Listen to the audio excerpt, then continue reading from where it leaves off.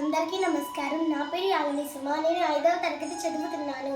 అందరికీ నమస్కారం. నా పేరు చిన్మయిత. నేను 3వ తరగతి చదువుతున్నాను. మేము శ్రీ వాసుదేవ గీతా పఠనశాలలో భగవద్గీత నేర్చుకుంటున్నాము. మేము 12వ అధ్యాయం 3 మరియు 4 శ్లోకాలు వాటి తాత్పర్యాలు చెబుతున్నాము.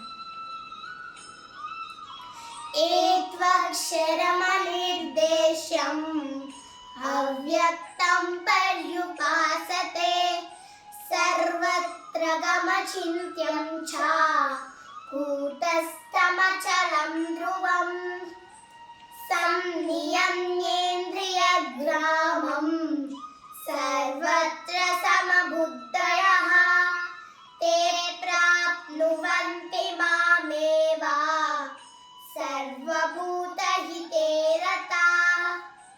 ఎవరైతే తన 5 ఇంద్రియాలను వశపరుచుకుంటారో, సకల భూతములను మంచిని కోరుతారో, సర్వ ప్రాణులను సమభావముతో చూస్తారో వారే యోగులు అనబడుదురు.